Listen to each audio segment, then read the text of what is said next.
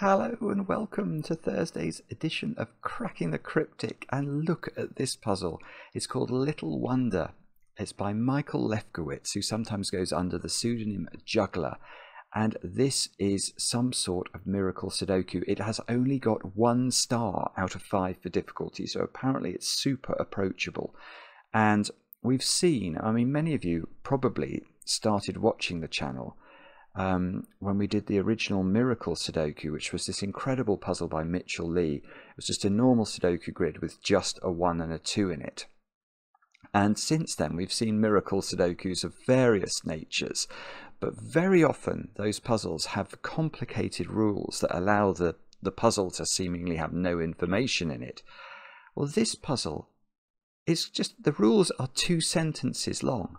It is a wonder, because basically we've got to do Sudoku in this 4x4, Sudoku in this 4x4, Sudoku in this 6x6, and then the only other rule is that the diagonals here have to sum to the same number. That's it. And that's what it says in the instructions. It says, that's it. So Juggler has come up with something truly, truly remarkable here. Before I turned on the webcam, oh look, there's squares outside the grid. Before I turned on the webcam, I snipped some comments, and you can see there's some of the great and the good of the Sudoku community here. Adam Jaziri, Demono, even Fistimafel, just basically eulogizing about this puzzle. So it's going to be, well, it's going to be a lot of fun, I think. And I am very, very much looking forward to having a go at it. And I don't have much news for you today. Well, that's not strictly true. I've got quite a few birthdays to wish people happy birthday for. And just a note as well that tomorrow is the closing date for September's monthly competition over on Patreon. So if you're a subscriber there and you're in the throes of wrestling with the last couple of puzzles from that Sudoku hunt, do try and get your entries to us by the end of play tomorrow. Yeah, that would be good. And thank you so much to those of you who've provided kind comments on the pack. It has gone down very well, as you would expect for a group of sandwich Sudokus. And I'll have more. I've got quite a bit of news actually on some exciting things we've got coming up on the channel, but I'll talk more about that on a different day. Let's do some birthdays. I'll start off with Corey. Corey, you've turned 26 today, and I know this because your fiance Chloe wrote to us, and basically it was a lovely email in which she told us that she loves you very much and thinks you're the most amazing dad to your son Charlie. So Corey, I hope you have a brilliant day today with, of course, lots of chocolate cake. And did I say you were 26? I think, well, hopefully I did. If I didn't, I'm sorry, you are 26. Next, Alex. Alex, your roommate and best friend Abigail wrote to us, and she is so grateful to have you in her life.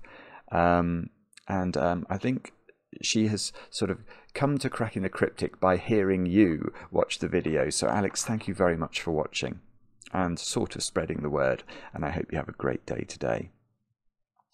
Oh, next, little Aurelia down there in Australia. It's your first birthday, and I've got a picture of you. Your daddy Thomas wrote to us. Oh, that's not in the right place. Look. Oh, what a cutie. Anyway, Aurelia, I should say, not Aurelia. Aurelia. Yeah, well, I know it's your birthday. I know that probably you are not allowed to have chocolate cake yet, but your dad Thomas did send me a picture of pavlova, which you might be able to have.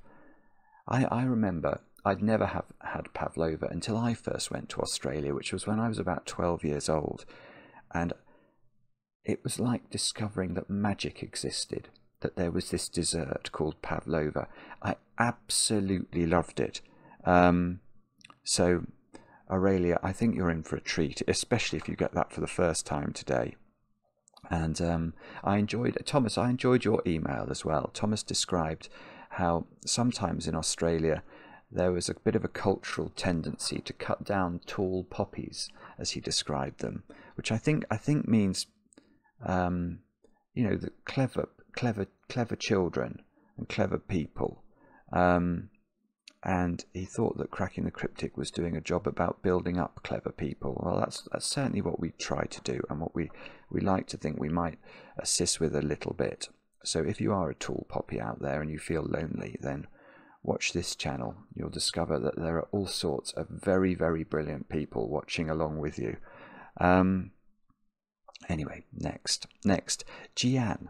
Jian, it's your birthday today. I know this because your son Matt wrote to us, and I think, Jian, you're part of the sort of Sudoku watching family, aren't you? I think there's loads of people in your family. I want to say, is it maybe your son Nathan is a very brilliant Sudoku solver, and maybe constructor as well. But anyway, Jian, I hope you have a great day today. And then finally, Nick, who's turning 33 today, over there in Sweden, I think, but originally Dutch. And I know it's your birthday because your wife, I'm going to try and say this correctly, is it Luvisa, I think, wrote to us and pointed out that you were born on the 19th of September 1991, and that date is palindromic. That is a spectacular thing. 1991. So very cool indeed. And I happen to know, Nick, that she's making you a proper chocolate cake. So Nick, many happy returns. I hope you have a great day. It sounds like you're in for a treat. And with all that said and done, let us turn our attention to Little Wonder and see what Michael Lefkowitz has made for us today. One of the most original people in the whole world of Sudoku, Michael is. I mean, prolific isn't the word, and prolific and brilliant. So do have a go at this. Well, I mean, let's do the rules. Let's do the rules properly. It says in each 4x4 grid, normal... So it doesn't say that. It says in each n by n grid. It says in each n by n grid, normal n by n Sudoku rules apply. So what that means is, in a 4x4 grid, you've got to put the digits 1 to 4 once each in every row, every column, and every one of the little 2x2 boxes. And then the same rules would apply here. We'd have to apply 6x6 Sudoku rules, so we'd have to put the digits 1 to 6 in every row, column, and each one of the 2x3 rectangles. So that's one rule. That's one sentence of rules. And then it says the indicated diagonals have the same sum, so those add up to the same as those, add up to the same as these. And that's it. That's all the rules. Do have a go. The way to play is to click the link under the video as usual. But now I get to play. Let's get cracking. I know exactly what Mark would do here. Pencil Mark, as some people affectionately call him, would immediately do that. I mean, is there value to doing that? I don't know. There could, well, there could be. We can immediately write a 5-6 pair in here, can't we? If we just look at that rectangle for a moment. Oh, that's a terrible choice of highlighting colour. Let's go there. You can see there's a 1, 2, 3, 4 quadruple in this rectangle, so the other digits must be 5 and 6. So I can see that sort of propagates down there. So in this rectangle, the 5 and the 6 have to be here. And then, okay, and it is symmetrical, isn't it? Yes, it is symmetrical. So we can do 5, 6 there, 5, 6 there. I'm not sure this is getting me anywhere, but... I think, in fact, let me think about this. So all really, if we think about this from a constructor's point of view, I mean, it's very symmetrical. There's not really much to tell you anything. I mean, you know these add up to the same, but it must all be about this diagonal, mustn't it? Yeah, okay, so maybe that's how we have to think about it. Let's try and think about this diagonal and see... because this is a break in the symmetry, and see what we need to understand about this. Although now I want to fill, I want to do that. I know that's so dreadful, but I want to do it. Now I want to do that as well, just to make sure it looks, it looks regular. Right, what's the minimum sum of this? The minimum sum is, we put 5 there, and 2 ones. So that would be 12. So these have to add up to at least 12. And, well, okay, so there is a little bit of tension, isn't there? Because if we, let's get rid of yellow for a moment. If we just look at this diagonal, make it purple, the maximum this diagonal could add up to would be if it had 3 and 4 pairs in each box, which would give us 7 here and another 7 there. So 14 is the max. But here, along that diagonal, 12 is the minimum. So we can't, I don't think we can have 4s into these positions, for example.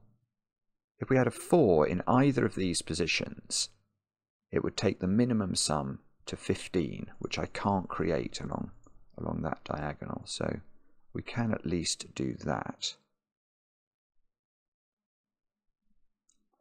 Yeah, I mean, there's other niceties that we could indulge in there. For example, if we just look at these two squares for a moment, is it possible neither of those squares contains a 1? No, it's not possible, because if these were 2, could only be selected from 2 and... Oh no, I'm wrong. Actually, they could be the same digit, couldn't they? Is there a reason they can't be the same? No, okay, what I was about to say was absolute nonsense, so ignore me. No, they could be double 2 here. Double 2, double 5 would be 14, and I could make that work just about.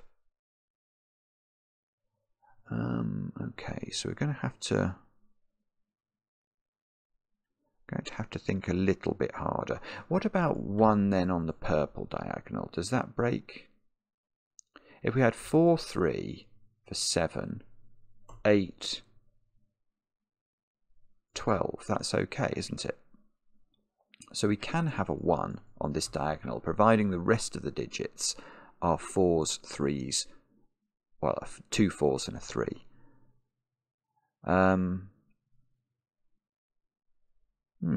Okay, so how do we do this then? Okay, maybe geometry then. Let's try that.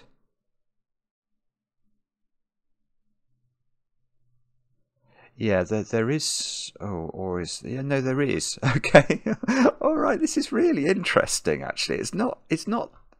What's it? 1 star. It's not totally trivial. Let's look at this square, because I think that square is restricted. So what I want to ask is, where does this square go? It must appear in here, mustn't it? Because it's a 1, 2, or a 3, and it can't appear in its own column. And it can't appear in that square of this. This is the 2 by 3 rectangle I'm thinking about. Where does green go in this 2 by 3 rectangle? By Sudoku in the red box, the red Sudoku, it's not in these squares. By Sudoku in the black 4 by 4, it's not in this square. So it is in that square. So that's a tiny deduction, which, okay, that does take 4 out of this square.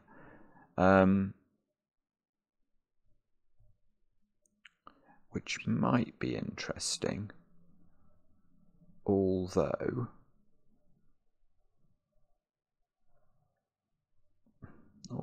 it might also not be.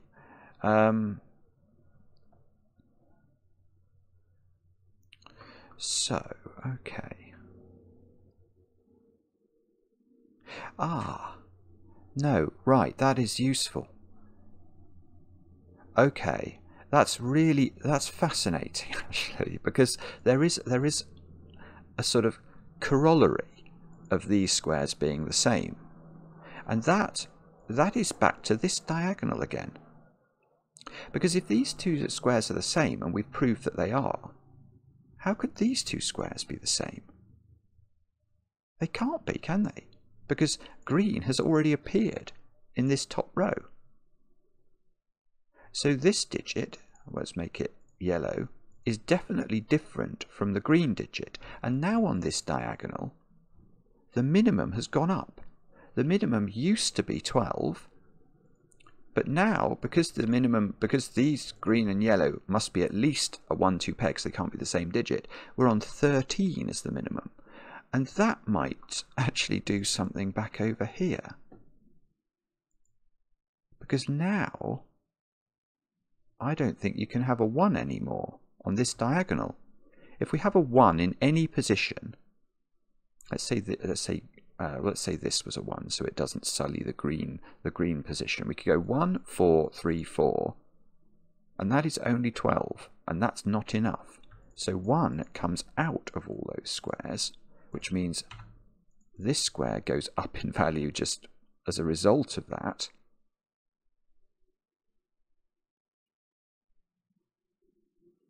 Now, well, what does that mean then now? Does it mean something good? Do I need to have... If I don't have a 4 on this diagonal, let's say this was a 2-3 pair. That doesn't work, does it? Yeah, okay, so there's some sort of iterative arrangement going on these diagonals. So let's imagine that in each of one of these 2x2 boxes, oopsie, either this one or this one, we decided not to put a 4 on the diagonal. Then the maximum these two squares would be 2 plus 3, which is 5. And the maximum these squares would be 4 plus 3, which is 7. So the maximum the diagonal could be is 12, but we know this adds up to at least 13. So there must be a 4 in these two squares, and it goes there. That's our first digit. And there must be a 4 in one of those two squares. So we can get rid... Oh, whoopsie. What I want to do now is to get rid of 4 from all sorts of places. So let us try that. This is gorgeous. Because what that's going to do... Look at this box now. Well, I've got to put a 4 in it. It goes there. Which means that's a 4 by our old friend Sudoku. That fair weather friend that sometimes lets us down.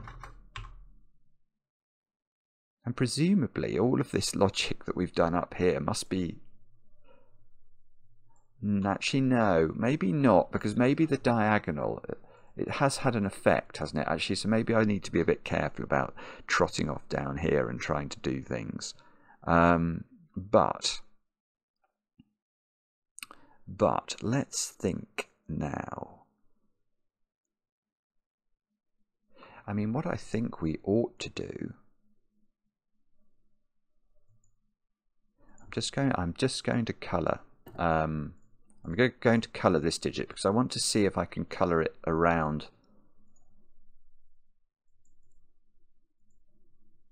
the boxes. So we've done the 4s, haven't we?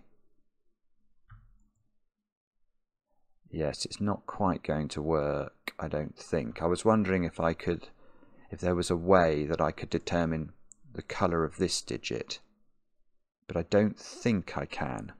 I think it's ambiguous. I mean, it's certainly true to say these two squares are both blue by Sudoku. Oh, is that... Oh, I'm not sure, actually. I mean, that actually is purple, isn't it? In the sense that this is a 1, 2, 3 triple in the red Sudoku box, and this is a 1, 2, 3 triple in the black Sudoku box, and we've already got green and blue in this triple, so that square is purple.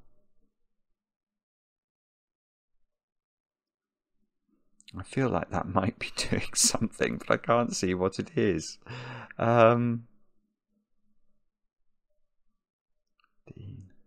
Okay, but now, here's a point. The maximum sum of this diagonal now would be if we put 2 3s onto it.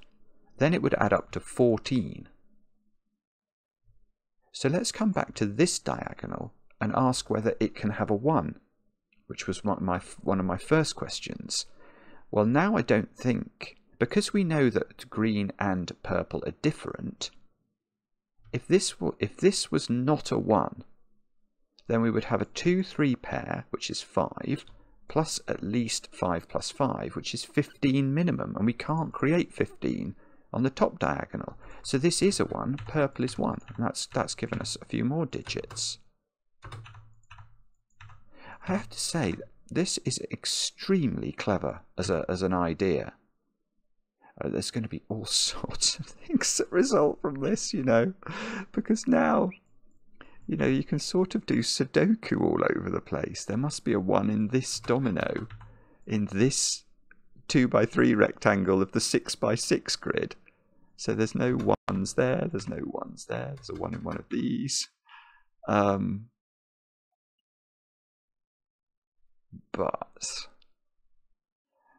I wonder...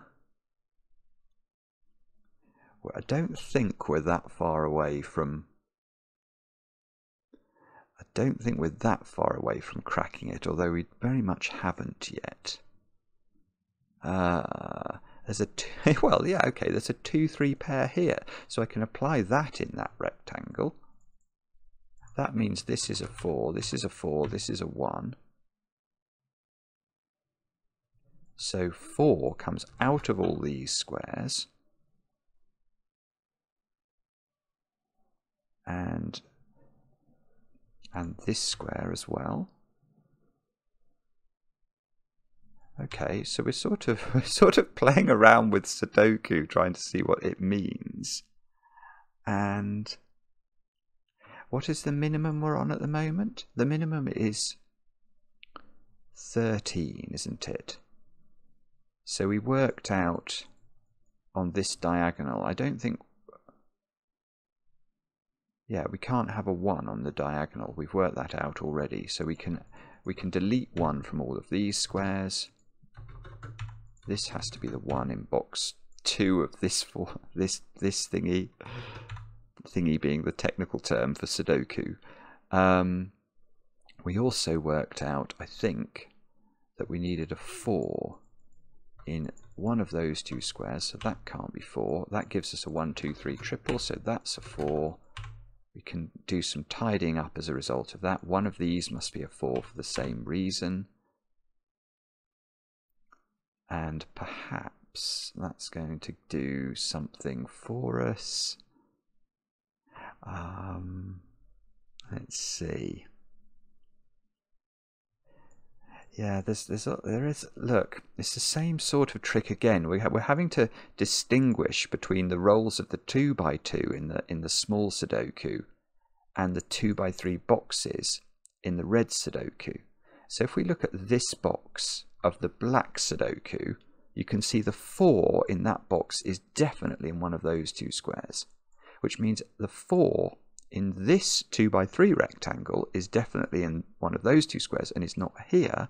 And now in this box there must be a 4, and it goes sort of in the extremity. So it's very much mimicking what we've got going on up there, which shouldn't be a surprise, should it? But somehow still feels a bit magical. So we end up in that position. I wonder whether we're meant to sort of colour these 2s and 3s somehow. Do we think that they will colour? If they colour, then what would be the useful thing that we would work out? It would be very useful to work out that. Well, or we could colour the 5s and the 6s. I had already considered whether we could colour those, and I didn't think I could. Is that wrong? I don't see how to do it. Maybe they can't both be 6, because then you'd be on a 15 max, wouldn't you? And you can't make this add up to 15, it's a maximum of 14. So they can't both be 6. So one of them at least is 5. But I don't see, again, I'm not seeing how to deal with that either. Okay, so perhaps we need to... I think I'm going to have to think this through a bit harder. Can we... Oh, funny noise in the roof there. I'm having enough DIY problems. I can't deal with anything more. I really can't. let's think, how do we do this then? So these two squares are the same, aren't they? Because again, it's sort of the same sort of thing. So so maybe we can map the colouring from one to other, because in this section orange is not in these two, so orange must be there, which means this is the opposite of orange. We'll make that grey for a moment. Now, can we propagate that into our blues and greens somehow? That would be lovely. That must be grey, so that must be orange. In this box we need, oh yes, okay, I see. So in this box I can get the 1 here, because I've got a 2, 3 pair. So this is the 1, so that's a 1, so this is not a 1, whoopsie. There's 2, 3 pairs. We get all the 1s. This must be grey, because in this box it's not orange, so that's orange, that's orange, that's grey. So all of those, now by Sudoku in the red box, this is grey, this is orange. This must be grey by Sudoku in the red box again. And okay, and maybe I can just do, I must be able to do 1s and 4s all over the place now, can't I? Where is the 4 in this box? Yeah, I can, because the 4 in this, it is a little bit hard to do this, but you can see there are 3 4s, so this must be a 4. And I think the same is going to be true here. This 4 is reaching across, and that 4 does play a part in the red grid. So this is a 4. And then we can presumably do the same with 1s. We can. So these are a 5, 6 pair. Ah, is that going to allow me to colour my 5s and 6s? I'm not sure. Perhaps. Yeah, this digit in this box must be here, and this digit, oh, see, this is where it's going to get interesting. Well, this digit by Sudoku is a 2 or a 3, and therefore it is orange, so that's a 5 or a 6. Oh, we could have seen, well, there's probably a different way of doing that. Okay, so are we in any better shape? I still don't think I've managed to connect the 2s and 3s across the grids. Ah, but hang on, how have I done this? I've got these as being the same. Well, these can't both be 2. How did I achieve it down here and not up here? I don't understand that at all. I must have missed a point up here. And that's baffling. That's wizardry. Isn't that wizardry? Because the thing that's fascinating to me about these two being the same is that I know these can't be 2s, because this can't add up to 12, because I know this adds up to at least 13. So grey is 3. Whoa, well, grey is 3. So all of those are 3. All of these are 2. Oh, that's 3 in the corner. That's 3 in the spotlight, losing its religion. Now, so now we're looking for 14 on this diagonal. And at the moment we've got 1. So these have to add up to 13, which is, well, there are a few ways of doing it actually. You could do 5, 6 and a 2, or 5, 5 and a 3. But this, okay, but that's going to allow us to map this, isn't it? Because these must also be 3s now, and that's going to connect our colouring together, I think. There we go. Yeah, that's lovely. So now all of that gets filled in. I get another 3 in the corner. So this grid and this grid have a certain resemblance. Let's make that green just to feel better about the world. Oh no, I shouldn't do this. But let's now look at this, which we now need to make add up to 14. and we've got 4, so these must be double 5, which means 6 5 6 5 6 6 6 5 6 5, and the thing solves itself. That's remarkable. I'm very unsure. I mean, I will read the comments with interest and some trepidation, because I'm really surprised that this grid resulted in the colouring it did, and I couldn't get that colouring to work here. It may be that once I pause the video, I will see immediately what I did wrong, or that I couldn't do it.